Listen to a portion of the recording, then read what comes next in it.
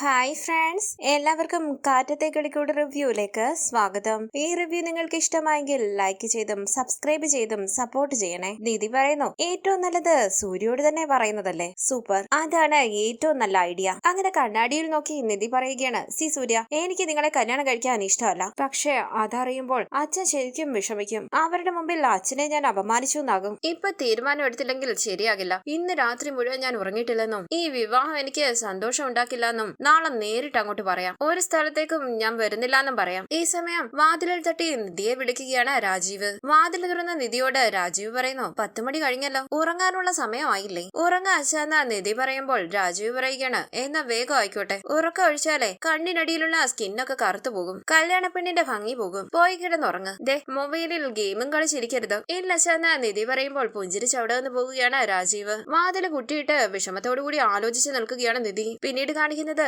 സുധീഷും നികേഷും ഭക്ഷണം കഴിച്ചുകൊണ്ടിരിക്കുമ്പോൾ അവിടേക്ക് വന്ന സുഭാഷ് ചോദിക്കുന്നു, എടാ നീ കഴിക്കുന്നില്ലേ? ഹരീഷ് പറയുന്നു, കഴിക്കാം, ഇതൊന്ന് അയൺ ചെയ്ത് കഴിയട്ടെ. സുധീഷ് പറയുന്നു, ഓ പിന്നെ ഇവൻ ഇവിടുന്ന് വർക്ക്ഷോപ്പിൽ പണിക്ക് പോകുന്നത് കണ്ടാലേ വല്ല ബാങ്കിലോ മറ്റോ ക്ലർക്കാണെന്ന് തോന്നും. നല്ല ടിപ് ടോപ്പിലാ നടത്താം. ഹരീഷ് പറയുന്നു, കാറിൽ കയറുന്ന മുഴുവൻ പെണ്ണുങ്ങളെയും വായി നോക്കാൻ വേണ്ടി എത്ര ഒരുങ്ങിയാലും മതിയാകാത്ത സുധീഷ് ഏട്ടൻ തന്നെ ഇത് പറയണം. സുധീഷ് പറയുന്നു, എടാടാ പോടാ. നികേഷ് പറയുന്നു, സുഭാഷ് ഏട്ടാ, ഞാൻ കൂടി സമയം കിട്ടുമ്പോൾ ഹരീഷ് ഏട്ടന്റെ കൂടെ വർക്ക്ഷോപ്പിലേക്ക് പോയാലോ? എന്തിനാന്ന് സുഭാഷ് ചോദിക്കുമ്പോൾ നികേഷ് പറയുകയാണ്, അത്യാവശ്യം പുസ്തകം മേടിക്കാനുള്ളത് ഒപ്പിച്ചാൽ നല്ലതല്ലേ? ഹരീഷ് പറയുന്നു, നീ ഒന്നും വരണ്ട, ഈ പണിയൊന്നും നിനക്ക് പറ്റിയതല്ല. അപ്പൊ ഹരീഷ് ഏട്ടൻ ചെയ്യുന്നതോന്ന് നികേഷ് ചോദിക്കുമ്പോൾ ഹരീഷ് പറയുകയാണ്, അത് വേറെ നിവൃത്തിയില്ലാണ്ടായി പോയി. ആദ്യം നീ ഈ കോഴ്സ് കംപ്ലീറ്റ് ചെയ്. സുഭാഷ് പറയുന്നു, എടാ അത് മതി, തൽക്കാലം പൈസ ഉണ്ടാക്കുന്നതിനെ പറ്റി നീ ആലോചിക്കണ്ട. ഈ സമയം അവിടേക്ക് വരികയാണ് ബ്രോക്കർ. സുധീഷ് പറയുന്നു, ദേ ബ്രോക്കർ വന്നല്ലോ. സുഭാഷ് പറയുകയാണ്, എന്താണോ എന്തോ. ഒമ്പരത്തിരിക്കുന്ന ഭാസ്കരനെ ശ്രദ്ധിക്കാതെ അകത്തേക്ക് കയറി വന്ന് ബ്രോക്കർ പറയുന്നു, നല്ല നേരത്താണല്ലോ, ദോശ എടുക്കട്ടെ എന്ന് സുഭാഷ് ചോദിക്കുമ്പോൾ ബ്രോക്കർ പറയുന്നു, വേണ്ട, ഞാൻ കഴിച്ചിട്ടാ വന്നത്, നമ്മുടെ സ്വന്തം വീടല്ലേ എന്ന് പറഞ്ഞ് ബ്രോക്കർ അവിടേക്ക് ഇരിക്കുമ്പോൾ സുധീഷ് പറയുന്നു, നിങ്ങളിങ്ങനെ നടക്കുന്നതല്ലാതെ ഒന്നും നടക്കുന്നില്ലല്ലോ ചേട്ടാ. അപ്പോൾ ബ്രോക്കർ പറയുകയാണ്, അത് പറയാനല്ലേ ഞാനിപ്പോ വന്നത്. മിനിഞ്ഞാന്ന് നമ്മള് പെണ്ണ് കാണാൻ പോയില്ലേ, ആ വീട്ടുകാർക്ക് സുഭാഷിനെ നന്നായിട്ട് ബോധിച്ചു. ഇത് കേട്ട് എല്ലാവരും സന്തോഷത്തോടു കൂടി നിൽക്കുകയാണ്. ബ്രോക്കർ പറയുന്നു, എന്നെ കൊണ്ട് പൊക്കി അടിക്കാനുള്ളത് ഞാനും ചെയ്തു എന്ന് കൂട്ടിക്കൂ. അവരെല്ലാവരും കൂടെ വീട് കാണാൻ ഇങ്ങോട്ട് വരുന്നുണ്ട്, അതും കൂടി ബോധിച്ചാൽ ഉടനെ കല്യാണം. ഭാസ്കരൻ പറയുന്നു, വന്ന് കാണേണ്ട താമസമേ ഉള്ളൂ, അവര് തീരുമാനം മാറ്റിക്കോളൂ. ബ്രോക്കർ ചോദിക്കുന്നു, എന്താ ഭാസ്കരേട്ടാ, നിങ്ങൾ ഇവരുടെ അച്ഛൻ തന്നെയല്ലേ? ഞാൻ വേറൊന്നും ഉദ്ദേശിച്ച് പറഞ്ഞതല്ല, ഒരു ബന്ധവും ഇല്ലാത്ത ആള് പറയുന്നത് പോലെ പറഞ്ഞു കേട്ടപ്പോൾ പറഞ്ഞേ ഉള്ളൂ. ആ പിന്നെ അവരെപ്പോഴാ വരുന്നതെന്ന് ഞാൻ വിളിച്ചു പറയാം. ഉള്ളത് വൃത്തിയാക്കി വെച്ച് നിങ്ങൾ തയ്യാറായിരിക്കും. അപ്പൊ ശരി. സുഭാഷ് പറയുന്നു, അല്ല ചായ കുടിച്ചിട്ട്? അപ്പോൾ ബ്രോക്കർ പറയുകയാണ്, വേണ്ട വേണ്ട, ആദ്യം കല്യാണം നടക്കട്ടെ, ഒരില്ല ചോറുണ്ടാൻ ഞാനും കാണുമല്ലോ, അത് മതി. അങ്ങനെ സന്തോഷത്തോടു കൂടി ബ്രോക്കർ അവിടെ വന്ന് പോവുകയാണ്. ചുറ്റും നോക്കിക്കൊണ്ട് ഹരീഷ് പറയുന്നു, ശരിയാ, ഈ വീട്ടിൽ കയറി വന്നാൽ ആരും അപ്പൊ ഇറങ്ങിപ്പോകും. തെരുവ് നായ്ക്കൾ കിടക്കുന്നത് പോലെ 4-5 ആണുങ്ങൾ തലങ്ങം വിലങ്ങം കിടക്കുന്ന ഈ കൂരയെ വീടെന്ന് പറയാൻ പറ്റൂ? ഒരു നായക്കൂടിനെക്കാട്ടിലും കഷ്ടമല്ലേ ശരിക്കും ഇത്? നരകം. ഇത് കേട്ട് എല്ലാവരും വിഷമത്തോടു കൂടി നിൽക്കുകയാണ്. ഈ സമയം പിൻവശത്തെ വാതിലിലൂടെ അവിടേക്ക് വരികയാണ് സുഭാഷിന്റെ പുറപ്പെണ്ണ്. എല്ലാവരും ആ പെൺകുട്ടിയെ ശ്രദ്ധിക്കുമ്പോൾ അവൾ ചോദിക്കുന്നു, ബ്രോക്കറാണോ വന്നിട്ട് പോയത്? നികേഷ് പറയുന്നു, അതെ, ചേട്ടന്റെ കല്യാണം വരാൻ പോകുകയല്ലേ? ആ അതെ, മിനിഞ്ഞാന്ന് കാണാൻ പോയത് ഉറച്ചു, അവരൊക്കെ ഇങ്ങോട്ട് വരാനിരിക്കുക. ഇത് കേട്ട് മുറപ്പെട്ട് വിഷമത്തോടു കൂടി നിൽക്കുമ്പോൾ എല്ലാവരും പുഞ്ചിരിച്ച് ആ പെൺകുട്ടിയെ നോക്കുകയാണ്. ഒന്ന് ബദരി സുഭാഷ് പറയുന്നു, എടാ നിനക്കൊരു ദോശ എടുക്കട്ടെ? എടുക്കുന്ന ഹരീഷ് മൂളുമ്പോൾ മുറപ്പെട്ട് ചോദിക്കുന്നു, അതെ, കല്യാണം എപ്പോഴാ? സുഭാഷ് പറയുന്നു, എടി അവര് വരാമെന്നേ പറഞ്ഞിട്ടുള്ളൂ, ആദ്യം ഒന്ന് വരട്ടെ. മുറപ്പെട്ട് ചോദിക്കാണ്, ആ പെണ്ണിനെ ശരിക്കും ഇഷ്ടായോ? ഹരീഷ് ചോദിക്കുന്നു, അല്ല, നീ എന്തിനാ ഇങ്ങനെ ഇവിടെ കയറി ഇറങ്ങുന്നത്? നിന്റെ അമ്മ ഞങ്ങളെയാ ചീത്ത പറയുന്നത്, അതറിയാലോ. സുധീഷ് പറയുന്നു, എടാ അത് വൺ സൈഡിലാവും. സുഭാഷ് പറയുന്നു, പോടാ. അപ്പോൾ മുറപ്പെട്ട് ചോദിക്കാണ്, നീ എന്തിനാ എന്നോട് ചൂടാകുന്നത്? അമ്മ ചീത്ത വിളിക്കുന്നതിന് എനിക്കെന്ത് ചെയ്യാൻ പറ്റും? ഹരീഷ് പറയുകയാണ്, അമ്മ പറയുന്നതനുസരിച്ച് ഇവിടെ കേറാണ്ടിരുന്നൂടെ? ഭാസ്കരൻ പറയുന്നു, അയ്യോടാ, അത്രയ്ക്കൊന്നും മര്യാദയൊന്നും വേണ്ട,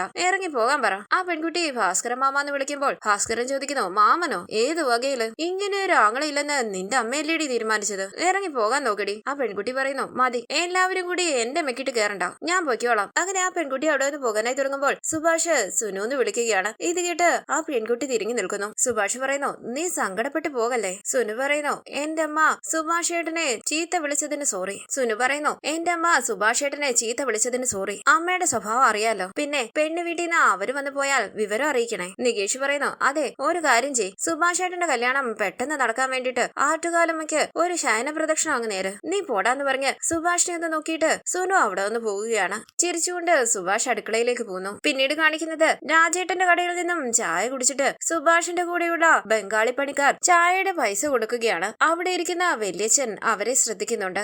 ഇന്ന് എങ്ങോട്ടാണെന്ന് രാജൻ ചോദിക്കുമ്പോൾ ആ പണിക്കാരൻ പറയുന്നു, നമ്മുടെ മേശ്രിയുടെ വീടാ. രാജൻ ചോദിക്കുന്നു, സുഭാഷ് വീട് നന്നാക്കാനും തുടങ്ങിയോ? അത് കൊള്ളാലോ. ഇത് കേട്ട് പുഞ്ചിരിച്ച് വരട്ടെ ചേട്ടാന്ന് പറഞ്ഞ് പണിക്കാർ അവിടെ നിന്ന് പോവുകയാണ്. അതിനുശേഷം കാണിക്കുന്നത് ഹരീഷ് കടയിൽ ജോലി ചെയ്തുകൊണ്ടിരിക്കുകയാണ്. കൂടെയുള്ള ജോലിക്കാരനോട് ഹരീഷ് പറയുന്നു, എടാ ആ 10-11 ഇങ്ങെടുത്തെ. ആ പയ്യൻ ഇത് ശ്രദ്ധിക്കാതെ റീൽസ് കണ്ടുകൊണ്ടിരിക്കുകയാണ്. ഹരീഷ് ദേഷ്യത്തോടു കൂടി കയ്യിൽ കിട്ടിയതെടുത്ത് അവന്റെ ദേഹത്തേക്ക് വലിച്ചെറിയുകയാണ്. ആ പയ്യൻ പറയുന്നു, ആശാനെ നല്ല റിയൽ ആയിരുന്നു, ആ രസം അങ്ങ് പോയി. ഹരീഷ് പറയുന്നു, എടാ ആ 10-11 ഇങ്ങെടുത്തെ. ആ പയ്യൻ പറയുകയാണ്, എല്ലാം ഞാൻ തന്നെ ചെയ്യണം. എവിടെ ഇരിക്കുന്നത്? ആ 10-11. ഈ സമയം അവിടേക്ക് വരികയാണ് നീതു. പയ്യൻ പറയുകയാണ്, ഇനിയിപ്പോ ഇതെടുത്തിട്ട് കാര്യമൊന്നുമില്ല, ആ നീതു വരുന്നുണ്ട്, ഇനി അവള് പോകുന്നത് വരെ പണിയൊന്നും നടക്കത്തില്ല. ഹരീഷ് പറയുന്നു, എടാ നീ ആ ചെയർ എടുത്ത് അകത്തിട്ട് അങ്ങനെ അവിടെ ഇരിക്കണ്ട. ഇത് കേട്ട പയ്യൻ കസേര എടുത്തുകൊണ്ട് അകത്തേക്ക് പോകാനായി തുടങ്ങുമ്പോൾ അവിടേക്ക് വന്ന നീതു ചോദിക്കുന്നു, എങ്ങോട്ടാ ചെയറുമായിട്ട്? പയ്യൻ പറയുകയാണ്, നീതുവിനിട്ട് തരാൻ. വേറെന്തിനാ? നീതു ചോദിക്കുന്നു, ആണോ? എന്നാലേ ഇങ്ങോട്ട് നിന്റെ ആശാന്റെ അടുത്തോട്ട് ചേർത്തിട്. പുഞ്ചിരിച്ച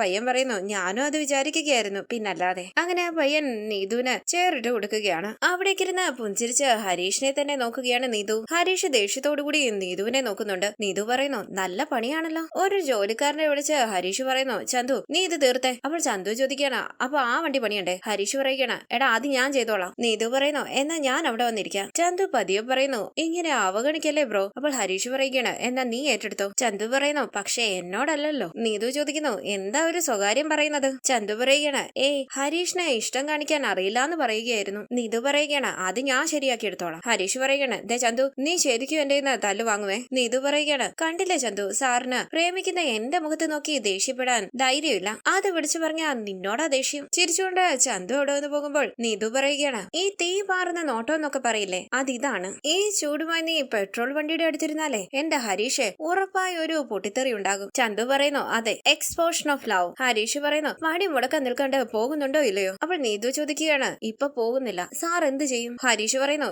എടുത്ത് വെളിയിലെറിയും. ഇത് കേട്ട് സന്തോഷത്തോടു കൂടി അവിടെ നിന്നിട്ട് നീതു പറയുകയാണ്, അങ്ങനെയെങ്കിലും എന്നെ എടുക്കുമല്ലോ, വാ വാ എന്ന് പറഞ്ഞ് നീതു നേരെ ചെല്ലുമ്പോൾ പിന്നോട്ടേക്ക് മാറുകയാണ് ഹരീഷ്. അവിടെ നിൽക്കുന്ന ആ പയ്യൻ പറയുന്നു, നീതു സംഗതി എന്റെ ആശാനാണ് ഹരീഷ് ഏട്ടൻ, പക്ഷെ എത്ര കുഴിച്ചാലും വെള്ളം കിട്ടാത്ത ചില കിണറില്ലേ, അതുപോലുള്ള വരണ്ട വെറും കുഴിയാണ് എന്റെ ആശാന്റെ ഹൃദയം. അങ്ങനെയുള്ളിടത്തുനിന്ന് അനുരാഗക്കരിക്കും വെള്ളം കിട്ടാൻ പാടാണ് എന്റെ കുട്ടി. നീതു പറയുന്നു, എനിക്കറിയാൻ ടിറ്റു, പക്ഷേ പ്രേമത്തിന്റെ കുഴൽ കിണർ കുഴിക്കുന്ന യന്ത്രവുമായാണ് ഞാൻ ഇവിടെ വന്നത്. എത്ര ആഴത്തിൽ കുഴിച്ചാലും അനുരാഗത്തിന്റെ ആ കരിക്കും വെള്ളം ഞാൻ കണ്ടെത്തിയിരിക്കും. ഇത് കേട്ട് ദേഷ്യത്തോടു കൂടി അവിടെ വന്ന് എഴുന്നേറ്റ് പോവുകയാണ് ഹരീഷ്. നീതു പറയുന്നു, അല്ല ഡിറ്റോ, സാധാരണ എന്നെയാണല്ലോ ഓടിച്ചു വിടാറ്, ഇന്ന് സാർ എഴുന്നേറ്റ് പോയല്ലോ. ഡിറ്റോ പറയുന്നു, ആര് വിചാരിച്ചാലും ഒഴിപ്പിക്കാൻ പറ്റാത്ത ഒഴിയാബാധയാണെന്ന് മനസ്സിലാക്കിയപ്പോൾ സ്ഥലം വിട്ടതാകും പാവം. ഏതായാലും ആ പ്രയോഗം കലക്കി. പ്രേമത്തിന്റെ കുഴൽ കിണർ, ഹൈലി റൊമാൻറ്റിക്. ഇത് കേട്ട് ചിരിച്ചുകൊണ്ട് ഹരീഷിനെ തന്നെ നോക്കി നിൽക്കുകയാണ് നീതു. പിന്നീട് കാണിക്കുന്നത് ബംഗാളികളെ കൊണ്ട് വീടിന്റെ പരിസരമെല്ലാം വൃത്തിയാക്കിക്കുകയാണ് സുഭാഷും നികേഷും. ഭാസ്കരൻ കുറച്ച് അപ്പുറത്തായി നിന്ന് ശ്രദ്ധിക്കുന്നുണ്ട്. അവിടേക്ക് വന്ന സുധീഷ് ചോദിക്കുന്നു, അല്ല എന്താ ഇവിടെ പരിപാടി? നികേഷ് പറയുന്നു, നമ്മുടെ വീട് കാണാൻ അവരൊക്കെ വരികയല്ലേ, അപ്പോ അതിനു മുമ്പ് കുറച്ച് സെറ്റപ്പ് ചെയ്യാമെന്ന് വിചാരിച്ചു. സുധീഷ് ചോദിക്കുന്നു, ഇതോ ഒരു ദിവസം കൊണ്ട് ഈ വീട് എന്ത് ചെയ്യാനാ ഏട്ടാ? സുഭാഷ് പറയുന്നു, എടാ കാണുമ്പോൾ വല്ലാതിരിക്കുന്നു, അതുകൊണ്ടാ. സുധീഷ് പറയുന്നു, അതെ, ഈ ലുക്ക് മൊത്തത്തിൽ മാറണമെങ്കിൽ നമുക്ക് ഇത് മുഴുവൻ അങ്ങ് ഇടിച്ചു നിരത്തി ആദ്യം മുതൽ ഒരു വീട് പണിയാം, എന്താ പോരെ? നികേഷ് പറയുന്നു, അത് ചെയ്യാൻ ഒരു ദിവസം പോരല്ലോ ഏട്ടാ. സുഭാഷ് പറയുകയാണ്, ആരെങ്കിലും വരുന്നു എന്ന് പറയുമ്പോൾ വന്നോളാൻ പറയാൻ ഒരു വിഷമമാ. ഈ പൊട്ടിപ്പൊളിഞ്ഞതൊക്കെ ഒന്ന് മാറ്റി കുറച്ച് കുമ്മായ അടിച്ചാല് ഒരു മാറ്റം ഉണ്ടാകും, അതാ. സുധീഷ് പറയുന്നു, അതെ അതെ, വൃത്തികേട് ഇത്തിരി കൂടുതലായിട്ട് കാണാം. നികേഷ് പറയുകയാണ്, ചേട്ടൻ ചെയ്തോ, ഉള്ള വൃത്തി മതി. സുഭാഷ് ചോദിക്കുന്നു, എടാ പ്രശ്നമൊന്നും ഉണ്ടാകില്ലല്ലോ അല്ലേ? എന്ത് പ്രശ്നമെന്ന് സുധീഷ് പറയുമ്പോൾ സുഭാഷ് പറയുകയാണ്, അല്ല നമ്മൾ ഈ വീട്ടിൽ എന്തെങ്കിലും ചെയ്താൽ. സുധീഷ് പറയുന്നു, അത് പ്രശ്നം വരുമ്പോഴല്ലേ, അത് നമുക്ക് അപ്പ നോക്കാവുന്നേ, ഇപ്പൊ എന്തായാലും മുഖം മിനുക്കര് നടക്കട്ടെ,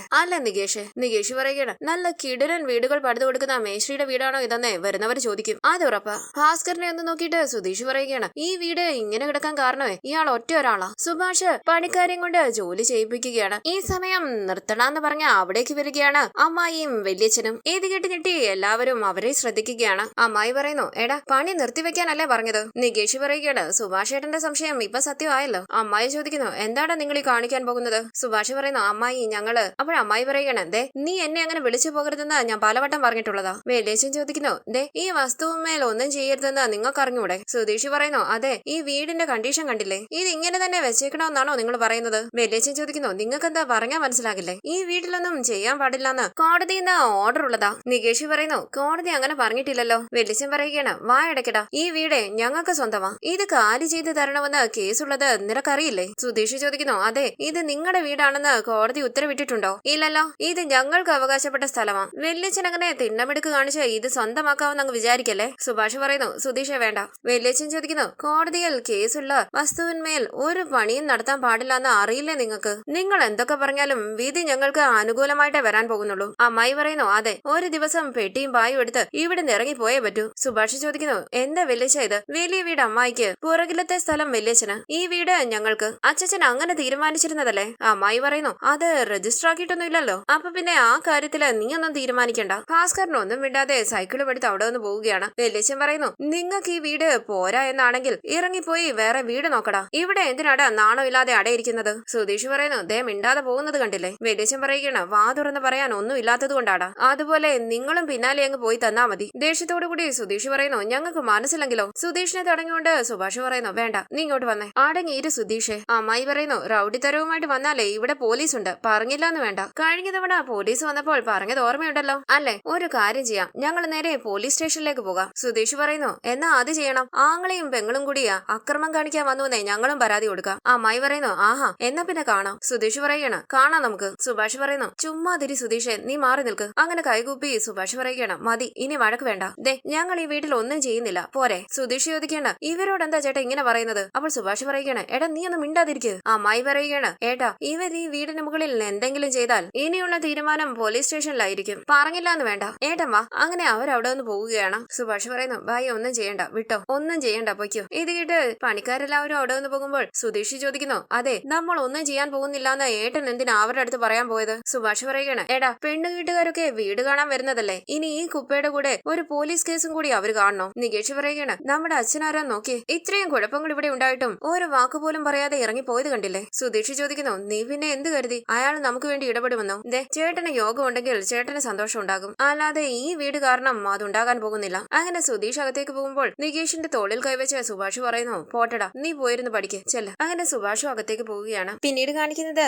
സൂര്യയും വീട്ടുകാരും വീട്ടിലേക്ക് വന്നിരിക്കുകയാണ്. രാജീവ് ഉറക്കെ നിധിന്ന് വിളിക്കുമ്പോൾ വിഷമത്തോടുകൂടി എന്ന് ആലോചിച്ച് ദാ വരുന്നു എന്ന് പറഞ്ഞ് നിധി താഴേക്ക് ഇറങ്ങി വരികയാണ്. രാജീവ് പറയുന്നു വന്നല്ലോ, എല്ലാവരും എത്തി, നീ ഇതുവരെ തയ്യാറായില്ലേ? അല്ല ഡ്രസ് എടുത്തില്ലേ? നിധി പറയുന്നു അതച്ഛാ ഞാൻ. അപ്പോൾ സാന്ദ്ര പറയുകയാണ് ഞാൻ എടുത്തു വെച്ചിട്ടുണ്ട്. രാജീവ് ചോദിക്കുന്നു സൂര്യ എങ്ങനെയുണ്ടായിരുന്നു ഇങ്ങോട്ടുള്ള ഡ്രൈവ്? സൂര്യ പറയുന്നു ഹോറിബിൾ അങ്കിൾ, ഇവിടെ ഉള്ളവർക്കൊന്നും വണ്ടി ഓടിക്കാൻ അറിയില്ല, എല്ലാവരുടെയും ലൈസൻസ് ക്യാൻസൽ ചെയ്ത് വീണ്ടും ട്രെയിനിങ്ങിന് വിടണം. ഇത് കേട്ട് എല്ലാവരും ചിരിക്കുമ്പോൾ നിധി ദേഷ്യത്തോടു കൂടി നിൽക്കുകയാണ്. പീതാംബരം പറയുന്നു എന്നാൽ ഇറങ്ങിയാലോ? രാജീവ് പറയുകയാണ് ആയിക്കോട്ടെ, എല്ലാവരും കൂടി പോയിട്ട് വരൂ. പീതാംബരം പറയുന്നു ഞാൻ പോകുന്നില്ല, അവന്റെ അമ്മ മാത്രമേ കൂടെ പോകുന്നുള്ളൂ, എനിക്ക് ഇവിടെ കുറച്ച് ജോലി ബാക്കിയുണ്ട്. സൂര്യ പറയുകയാണ് അച്ഛന്റെ കോറി ബിസിനസ് വിട്ടിട്ടുള്ള ഒരു കളിയില്ലല്ലോ, കല്യാണത്തിന്റെ അന്ന് പാറ പൊട്ടിക്കാൻ പോകുമെന്നാണ് എന്റെ സംശയം. ചിരിച്ചുകൊണ്ട് പീതാംബരം പറയുന്നു രാജീവിന് അറിയാലോ, രാഷ്ട്രീയക്കാരും പരിസരവാദികളും കൂടി നമ്മുടെ ബിസിനസ് പൂട്ടിക്കാൻ നടക്കുന്നത്, മാറി നിന്നാൽ ശരിയാകത്തില്ല. രാജീവ് പറയുന്നു അതിനെന്താ, തൽക്കാലം കുട്ടികൾ പോയിട്ട് വരട്ടെ, ഇവരുടെ ഇഷ്ടമല്ലേ പ്രധാനം. തുടർന്ന് ലക്ഷ്മി പറയുന്നു സൂര്യ നീ ദിദിയുടെ കൂടെ പുറകിലിരുന്നാ മതി, അരുൺ വണ്ടി ഓടിക്കും അല്ലെ മോനെ? അരുൺ പറയുന്നു പിന്നെന്താ ഞാൻ ഓടിക്കാം, ഇങ്ങിതാ. അച്ഛാ പോട്ടെ. അരുണും സാന്ദ്രയും കാറിലേക്ക് കയറുകയാണ്. സൂര്യയും നിധിയും ലക്ഷ്മിയും പിന്നിലേക്ക് കയറുന്നു. സൂര്യയുടെ കയ്യിലേക്ക് തട്ടുകയാണ് നിധി. ദേഷ്യത്തോടുകൂടി എന്ന് വിളിച്ച് കുറച്ചിങ്ങോട്ടേക്ക് നീങ്ങിയിരിക്കുകയാണ് സൂര്യ. സാന്ദ്രയും നിധിയും മുഖത്തോട് മുഖം നോക്കുന്നു. പിന്നീട് കാണിക്കുന്നത് അമ്മായിയുടെ വീട്ടിലേക്ക് വന്ന ഗേറ്റ് ചവിട്ടി തുറന്ന് ഭാസ്കരൻ ഉറക്കെ പറയുന്നു എടി എടി ഇറങ്ങി വാടി. അങ്ങനെ ഒരു കല്ലെടുത്ത് വാതിലിലേക്ക് എറിയുകയാണ് ഭാസ്കരൻ. ഞെട്ടി പുറത്തേക്ക് ശ്രദ്ധിക്കുകയാണ് അമ്മായിയും വലിയച്ഛനും. ഭാസ്കരൻ പറയുന്നു ഇറങ്ങി വാടി, ഇങ്ങോട്ട് ഇറങ്ങി വരാനാ പറയുന്നത്. അകത്ത് കയറി അടയിരിക്കാതെ ഇറങ്ങി വാടി. പുറത്തേക്ക് ഇറങ്ങി വന്ന അമ്മായി ചോദിക്കുന്നു ഓഹോ നിങ്ങളായിരുന്നോ, എന്ത് തോന്നിവാസമായി കാണിച്ചു വെച്ചിരിക്കുന്നത്? കല്ലെടുത്തെറിഞ്ഞ് വീട് തകർക്കാൻ നോക്കുന്നു. ഭാസ്കരൻ പറയുന്നു അതെടി കല്ലല്ല, വലിയൊരു ബോംബ് എടുത്തു വെച്ച് പൊട്ടിക്കാനായി എനിക്ക് തോന്നുന്നത്. അവിടേക്ക് വന്ന വലിയച്ഛൻ ചോദിക്കുന്നു എന്താടാ? ഭാസ്കരൻ പറയുന്നു നിന്നെയും കൂടി കണ്ടിട്ട് പോകാൻ തന്നെയാ ഞാൻ വന്നത്, ഏട്ടനും അനിയത്തിയും കൂടി എന്നെ തൊലയ്ക്കാനുള്ള പരിപാടിയാണെന്ന് എനിക്കറിയാം, ഇങ്ങോട്ട് ഇറങ്ങി വാടാ. കൂടെ പിറപ്പാണെന്നൊന്നും ഞാൻ നോക്കൂല, രണ്ടിനെയും വെട്ടിക്കൊന്ന് ഞാൻ ഒരിക്കൽ കൂടി ജയിലിലോട്ട് പൊയ്ക്കോളാം. അമ്മായി പറയുകയാണ് ഓ പിന്നെ വെട്ടാൻ വരുമ്പോൾ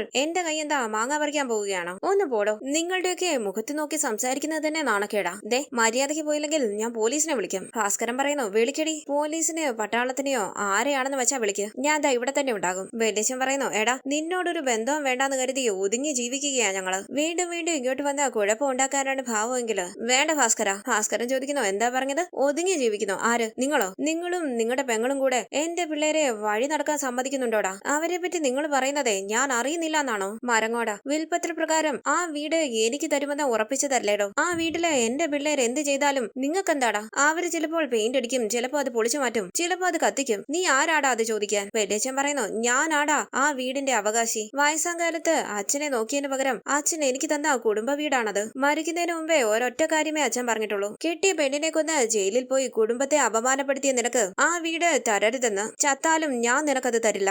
നീ നോക്കിക്കോ. ഭാസ്കരൻ ചോദിക്കുന്നു, ആഹാ അങ്ങനെയാണോടാ? അങ്ങനെ ദേഷ്യത്തോടു കൂടി നിൽക്കുന്ന ഭാസ്കരനെ കാണിച്ച് ഇന്നത്തെ എപ്പിസോഡ് അവസാനിച്ചു. ഇനി അടുത്ത എപ്പിസോഡ് പ്രൊമോ റിവ്യൂ. സൂര്യയും നിധിയും ലക്ഷ്മിയും സാന്ദ്രയും അരുണും കാറിൽ തിരുവനന്തപുരത്തേക്ക് പോകുകയാണ്. കാർ ഡ്രൈവ് ചെയ്യുന്ന അരുണിനെ മാറ്റി സൂര്യ കാർ ഡ്രൈവ് ചെയ്യുകയാണ്. സാന്ദ്ര നിധിയുടെ ഒപ്പം പിന്നിലിരിക്കുന്നു. ഈ സമയം ടാക്സി കാർ ഓടിച്ചുകൊണ്ട് ആ വഴി വരികയാണ് സുധീഷ്. സൂര്യയുടെയും സുധീഷിന്റെയും കാർ ഇടിക്കാനായി തുടങ്ങുകയാണ്. പെട്ടെന്ന് ബ്രേക്ക് ചവിട്ടി നിർത്തുകയാണ് അവർ. കാറിൽ നിന്നും ഇറങ്ങിയ സൂര്യ ദേഷ്യത്തോടു കൂടി ചോദിക്കുന്നു, എവിടെ നോക്കിയാടാ വണ്ടി ഓടിക്കുന്നത്? ഇത് കേട്ട് എല്ലാവരും കാറിൽ നിന്നും ഇറങ്ങുകയാണ്. സുധീഷും ദേഷ്യത്തോടു കൂടി സൂര്യയോട് സംസാരിക്കുന്നു. സൂര്യയെ പിടിച്ചു മാറ്റാനായി ശ്രമിക്കുകയാണ് അരുൺ. സുധീഷിനെ ന്യായീകരിച്ച് സൂര്യയെ കുറ്റപ്പെടുത്തി സംസാരിക്കുകയാണ് നിധി. സുധീഷ് പുഞ്ചിരിച്ച് പ്രണയത്തോടുകൂടി നിധിയെ തന്നെ നോക്കി നിൽക്കുകയാണ്. നിധിയും പുഞ്ചിരിച്ച് സുധീഷിനെ നോക്കുന്നു. തുടർന്ന് വീട്ടിലേക്ക് വന്ന സൂര്യ വളരെ ദേഷ്യത്തോടു കൂടി ഇരിക്കുമ്പോൾ എല്ലാവരും അരികിലേക്ക് വരികയാണ്. സൂര്യ നിധിയോട് ചോദിക്കുന്നു, ഞാനാണ് തെറ്റ് ചെയ്തതെന്ന് നീ പറയാൻ കാരണം എന്താ? ഇന്നേ വരെ കണ്ടിട്ടില്ലാത്ത ആ ഡ്രൈവർക്ക് വേണ്ടി നീ എന്തിനാ എന്നെ എല്ലാവരുടെയും മുന്നിൽ വെച്ച് നാണം കെടുത്തിയത്?